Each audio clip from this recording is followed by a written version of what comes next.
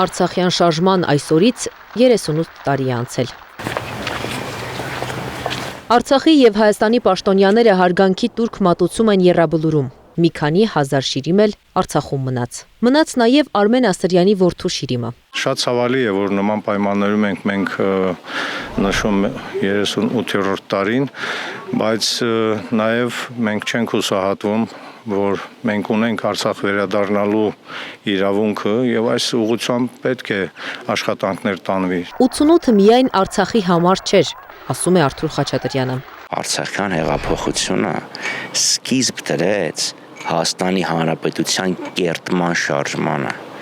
Արցախյան շարժումը պատմական փաստեր չեն, ոչ էլ հիշելու, կադրերը թերթելու, հետո մի կողմ դնելու, նշում է Աբրահամյանը։ Այլ նաև մեր այսօրվա սերնդին ասելու, որ միայն պայքարով կա հաջողություն, միայն պայքարով կա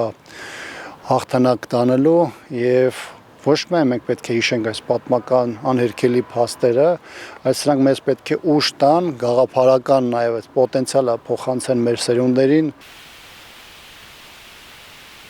Պետք է միանանք Հայաստանին, մեկ վերամարտերը լինենք, ոչ թե նայեք ուրիշի ձեռին, ողջ կյանքում կերել։ Արցախյան շարժման ակտիվիստներից Արզիկ Մխիթարյանը հիշում է Լեփ-Լեցուն հրապարակներն ու ազգային պահանջը։ Փետրվարի 13-ից միտինգային հարթակներում էր։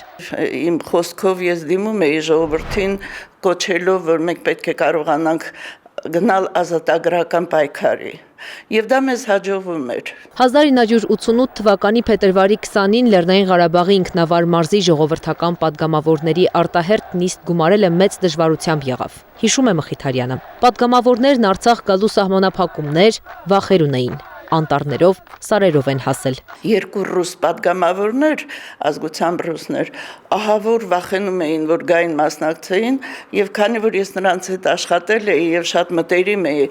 գնացի եւ խնդրեցի, որ նրանք գան եւ մասնակցեն, եւ նրանց մուտքն էր հնարավոր դարձնում քվորումի ապահովումը։ Եվ երբ ես նրանց ուղեկցությամբ ներս մտա այդ դահլիճը, բոլորը ոգևորված ծափահարեցին, որ վերջապես քվորումը կա։ Արցախյան շարժումն այդ օրվան հասել է գաղտնի փուլեր հաղթահարելուց հետո միայն։ Փետրվարի 20-ը այնպես չի ծնվել, էլի 85-86 թվականի ամառվանից մենք հայրենասիրական խմբակներով աշխատում ենք։ Իգոր մեծությունը հիմա էլ չեն ուշադրում։ Միակ բանը, որ հիմա այսօր Հայաստանը կարող որպես հաղթատու թափ տա, դա Իգորի նախաձեռնությամբ 89 թվականի դեկտեմբերի 1-ին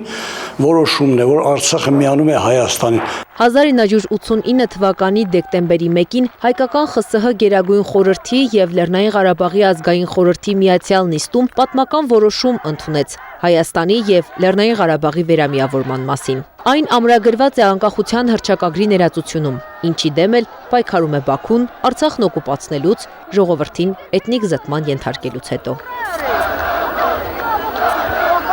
Արցախյան շարժման վերաբերյալ քննարկումը ներկայացուցչությունում շարունակվեց։ Նախագահի պաշտոնակատար Աշոտ Դանիելյանը հրավիրված քննարկմանը հանդես եկավ հայտարարությամբ, որին միացել էին խորհրդարանի խմբակցությունները։ Անսասան ենք պահելու Արցախի ժողովրդի միասնությունը,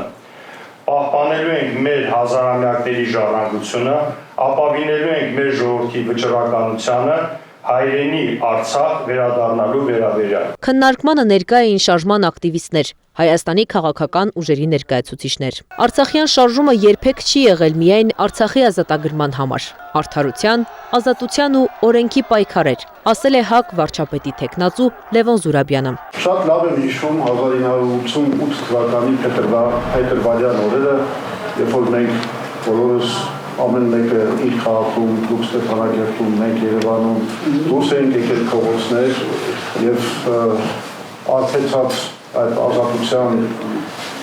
օդով արարում ենք պատմությունը։ Նմանատիպ քննարկումների հիմքում Արցախ հավաքական վերադարձն է, աշխարհի փորձը, տարածաշրջանային ռիսկերն ու հնարավորությունները։ Վերադարձի իրավունք ունեն արցախցիները, իրացնելը հնարավոր է, ջանք է պետք, նախ պետական մակարդակով։ Անիա Բախյան, Տարոն Ղանդիլյան, Աշոտ Բարբարյան, ABC Media։